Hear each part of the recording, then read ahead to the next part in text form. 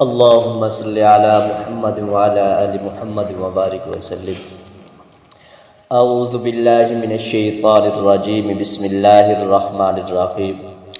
یا ایہا الذین آمنوا لا تقولوا راعنا وقولوا انظرنا واسمعوا وللکافرین عذاب علیم. صدق اللہ العظیم. سلام کے فضائل اور مسائل چل رہے تھے. جب ہم سلام کرتے ہیں، مصافحہ کرتے ہیں، تو اس کے بعد کچھ لوگوں کی عادت ہے وہ پھر مصافحے کے بعد سینے پہ ہاتھ رکھتے ہیں. مصافحہ کریں گے پھر ایسے کریں گے. تو اس کے بارے میں علماء نے لکھا ہے کہ اگر تو یہ سینے پہ ہاتھ رکھنے کو سلام کا جز نہیں سمجھتا، کیونکہ سلام مکمل ہوتا ہے السلام علیکم ورحمۃ اللہ وبرکاتہ، اور آگے مصافحہ، جب مصافحہ ہم کر لیتے ہیں سلام مکمل ہو گیا، مصافحہ کرنے میں سلام کی تکمیل ہو گئی. اس کے بعد اب کوئی چیز ہم نہ داخل کر سکتے ہیں سلام کے اندر، نہ ہم اپنے کردار کے اندر. اگر کوئی یہ سینے پہ ہاتھ رکھنے کو سلام کا جز سمجھتا ہے، سلام کا حصہ سمجھتا ہے، تو یہ اس کے لیے پھر جائز نہیں ہے. اگر کوئی ویسے ہر کسی کی عادت ہوتی ہے، کوئی سینے پہ ہاتھ رکھتے ہیں، کوئی کہاں ہاتھ رکھتے ہیں، کوئی کہاں ہاتھ رکھتے ہیں، وہ سلام کا جز نہیں سمجھتے، سینے پہ ہاتھ رکھنے کے کو وہ سلام کا جز حصہ نہیں سمجھتے، تو پھر ٹھیک ہے، اس میں کوئی حرج نہیں ہے، آدمی سینے پہ ہاتھ رکھ سکتا ہے. اسی طرح سلام کرتے وقت کچھ آدمی جھک جاتے ہیں، کچھ سر جھکا لیتے ہیں یا کب سر جھک جاتے ہیں. تو حضور صلی اللہ علیہ وسلم نے سلام کے وقت جھکنے سے منع فرمایا ہے، اور اس کی علت اور وجہ یہ ہے کہ جھکا رکوع اور سجدے میں جاتا ہے، اور رکوع اور سجدہ یہ صرف اللہ تعالیٰ کے لیے ہے.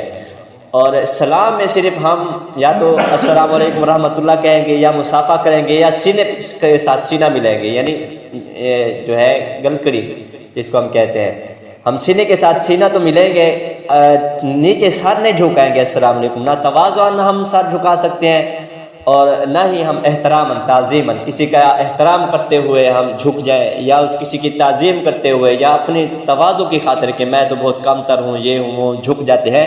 تو اس سے حضور صلی اللہ علیہ وسلم نے منع فرمایا ہے. اگر کب سارے لوگ بیٹھے ہوتے ہیں، ہم آ کے سلام کرتے ہیں، اگر تو آسانی کے ساتھ سب کو مصافحہ کرنا ہم آسانی کے ساتھ کر لیں، اور ان کو پریشانی نہ ہو ہمارے مصافحہ کرنے میں، ہاتھ ملانے میں، پھر تو ہم ہاتھ ملا لیں. اگر ان کو پریشانی ہو اور ایسی جگہ نہ، ایسا موقع نہ ہو کہ سب کو ہم سلام کر سکیں، تو پھر دور سے السلام علیکم ورحمۃ اللہ ایسے کہہ دیں، بس اتنا کافی ہے. باقی میرے علم میں جو تھا سلام کے بارے میں وہ بتا دیا ہے. باقی آپ کے ذہن میں جو کوئی سوال ہو، کوئی ہو، تو وہ آپ پوچھ سکتے ہیں. تو قرآن جو ہے، قرآن نے فرمایا کہ اے ایمان والو، بات یہاں سے نکلی تھی کہ لا تقولوا راعنا. راعنا سے کچھ اور یہودی اور عیسائی حضرات دوسرا مطلب لیتے تھے، تو اللہ نے اس سے منع فرما دیا کہ لا تقولوا راعنا، راعنا نہ کہو، بلکہ تم کہو انظرنا. راعنا کا مطلب، اب قرآن یہاں ہمیں ایک اصول سمجھا رہا ہے، کیونکہ قرآن ایک اصولی کتاب ہے، اس میں ہر مسئلے کی تشریح تفسیر نہیں ہوگی، صرف اصول بیان کر دیا ہوتا ہے، اس کی تشریح تفسیر ہمیں حدیثوں میں ملتی ہے. جیسے نماز ہے، نماز کے بارے میں آیا کہ نماز پڑھو. اب فجر کی کتنی رکعتیں ہیں، ظہر کی کتنی رکعتیں ہیں، عصر کی، مغرب کی، عشاء کی کتنی رکعتیں ہیں، یہ ہمیں قرآن میں نہیں ملے گا، یہ ہمیں حدیث میں ملے گی. اسی طرح کوئی بھی عبادت ہے، وہ ہر چیز ہمیں وہ اس کی قرآن میں نہیں ملے گی. سارے مسائل، روزے کے مسائل ہو گئے، حج کے مسائل ہو گئے، حکم تو ملے گا حج کرو، روزہ رکھو، اور یہ کرو وہ کرو، لیکن اس کی تشریح تفسیر ہمیں حدیثوں میں ملے گی.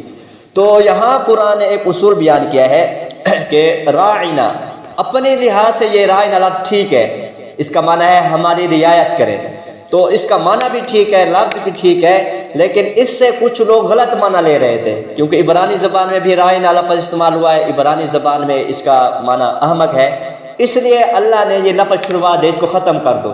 یہ راعنا صحابہ کو فرمایا نہ کہا کرو، بلکہ تم کہا کرو انظرنا.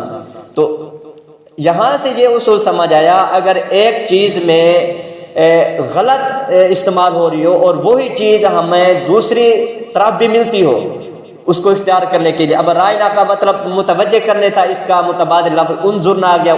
انظر کا مطلب یہی ہے ہماری طرف دیکھیں، ہماری رعایت کریں، ہم پہ شفقت کریں. تو جس سے گناہ کا راستہ نکل رہا ہو، جس سے گناہ ہو رہا ہو، ایک معنی صحیح اور اس سے گناہ بھی ہو رہے ہو، تو اس عمل کو، اس فعل کو، اس نفس کو چھوڑ دینا ہمارے لیے ضروری ہے. بلکہ اس کے متبادل دوسرا جو راستہ ہے، دوسرا جو لفظ ہے، دوسرا جو فعل اور کام ہے، اس کو اختیار کرنا ہوتا ہے. یہ ہمیں قرآن نے یہاں ایک اصول سمجھایا ہے. تو اس اصول پہ ہم کچھ کل مسائل حل کریں گے انشاءاللہ اللہ تعالی. اللہ تعالیٰ عمل کی توفیق عطا فرمائے.